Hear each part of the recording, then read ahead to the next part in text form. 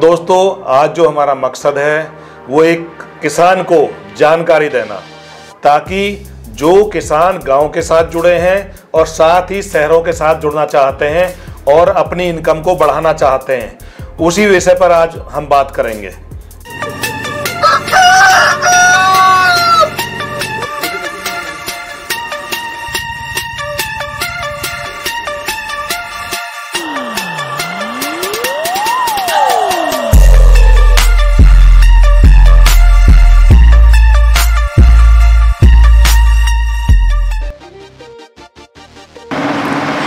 नमस्कार, जय हिंद। मैं ब्रह्म सिंह फौजी अपने YouTube channel farming discuss with ब्रह्म सिंह फौजी पर आपका स्वागत करता हूं।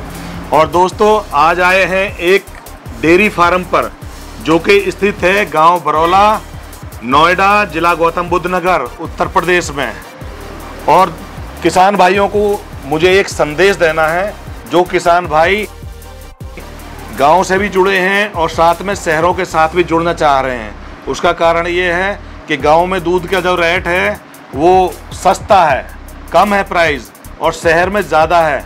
आइए मिलते हैं एक जागरूक किसान से, जिनका गांव में भी डेयरी फार्म है और छोटा डेयरी फार्म यहाँ पे सेटअप किया है। और आइए, ओके, आइए चलो बैठ के बात करते हैं। दोस्तों और मेरे किसान भाइयों, हमारा जो आज मकसद है वो ये है, जो एक किसान भाई गांव के साथ जुड़ा हुआ होता है और साथ ही शहर के साथ जुड़ना चाहता है और अपनी इनकम को बढ़ाना चाहता है।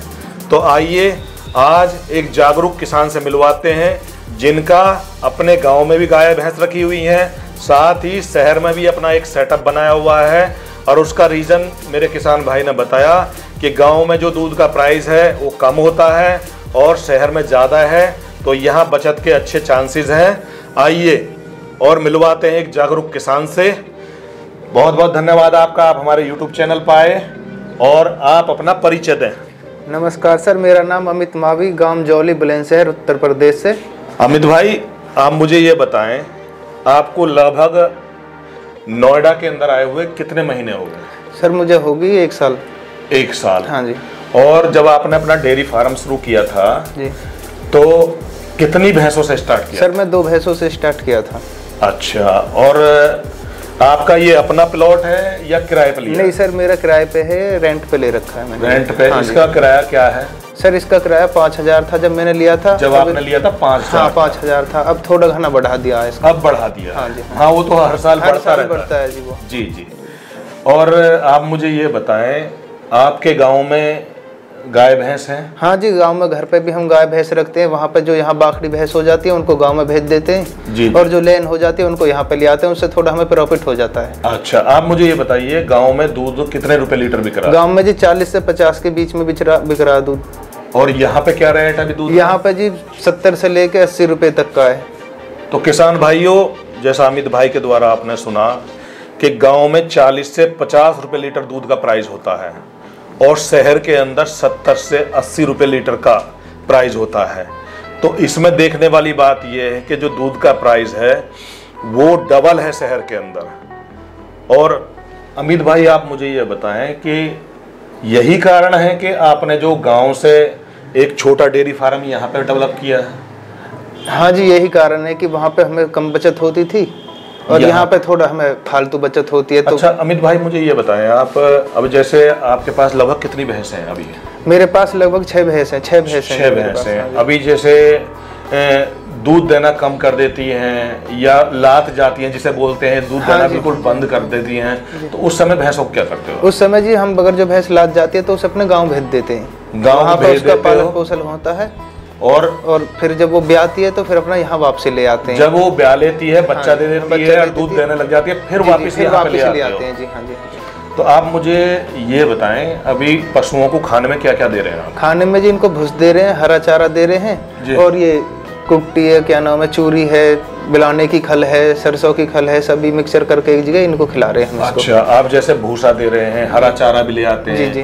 तो हरा चारा कहाँ से लेकर आते हो? हरा चारा जी यहाँ पर टाल है, भूस की भी टाल है, भूस भी वहीं से आता है और मशीन भी लगी हुई है कुट्टी काटने की। तो वहाँ से कुट्टी भी ले आते हैं? हाँ जी, वहीं से ले। तो आप मुझे ये बताएं कि जो आपका राशन का, भूस का, सबका जो खर्चा होता है एक भैंस के ऊपर, क्योंकि भैंस तो कोई ज्यादा दूध देती है, कोई कम देती है, तो आप कैसे औसत लगाते हैं उसका? हमारा ये होता है जी, भैंस कोई 14 लीटर की भी है, कोई 9 लीटर की भी है, 8 की भी है, तो हम उसका सबका एवरेज 9 लीटर से लगा के चलते हैं भैंसों का जी। सारी भैंसों का कि भैंस पे 9 लीटर का एवरेज जी। और वो हमें उसी हिसाब से पड़ जाता है। तब एक भैंस पे जो खर्चा आता है हमारा महीने में 10,000 के लगभग आता है जी। और 10,000 रुपये करीब हमें 10-15 के बीच में हमें जो मतलब मुनाफे जो छुटता है, यानी लगभग 10,000 का भैंस का खर्चा आ जाता है जी। खाने पीने का, उसके रहन सहन का। हाँ जी। और जो बचत है दूध की वजह से वो लगभग 10 से 15,000 रुपए एक भैंस पे बचत आ जाती है। हाँ जी, एक भैंस पे 15। तो हम ये मान के चल सकते हैं कि लगभग आपके पास 6 भैंसें हैं, तो लगभग आपकी इनकम जो आज की डेट में 60 से 80,000 रुपए है। 60 से 80,000 के बीच में जी। किसान भाइयों, जो मेरा मकसद है वो यही है कि अगर एक किसान भाई गांव में पशुपालन करता है तो मेरा सुझाव है आप एक शहर के साथ भी जुड़ सकते हैं, क्योंकि वहाँ के रेटों में, दूध के रेटों में और साथ ही गांव के रेटों में ठीक डबल फ़र्क होता है और बचत के जो चांसेस है वो बहुत अच्छे हो जाते हैं। लेकिन मैं यहाँ पर सुझाव देना चाहूँगा किसान भाइयों को कि जो आपकी भैंस कम दूध देना शुरू करती है या दूध देना बंद कर देती है तो उसे आप घाटे से बिक्री ना करें। आप अपने गांव में अपने घर पे पहुंचाएं, वहां उसका पालन पोषण करें और जब दोबारा से बच्चा देती है और दूध देने लगती है तो दोबारा यहाँ ले आएं। एग्जाम्पल तौर पे मैं कुछ चीज़ें पूछना चाहूँगा। अमित भाई, लगभग कितने जानवर हैं आपके गाँव में? गाँव में जी 5-7 हैं। 5-7 जानवर हैं और 6 यहाँ पे जी, 6 यहाँ। तो ये आपस में अदला बदली होती रहती है। ठीक है, तो आप मुझे ये बताएं कि अभी जैसे आप गाँव से लगभग 1 साल पहले आए जी, तो आपको वहाँ ज्यादा अच्छा लगता था कमाई के माध्यम में या यहाँ ज्यादा अच्छा लगता? जी, यहाँ पर अच्छा लगता है कमाई के माध्यम से तो।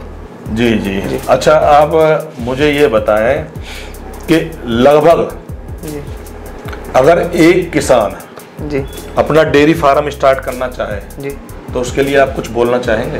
हाँ जी, कोई भी किसान अगर जो डेयरी फार्म शुरू करना चाहता है तो वो जरूरी नहीं है कि 4 या 6 भैंस से ही शुरू करा जाए जी। 2 भैंस से भी करा जा सकता है, 1 से भी करा जाता है, जैसे धीरे धीरे काम चलता रहे, अपना बढ़ाता रहे, आस्ते आस्ते बढ़ाता रहे। लेकिन आप के अनुसार ये मेन पॉइंट है इस धंधे का कि आप अपने जानवरों को गाँव से और शहर से अदला बदली करते रहें जी।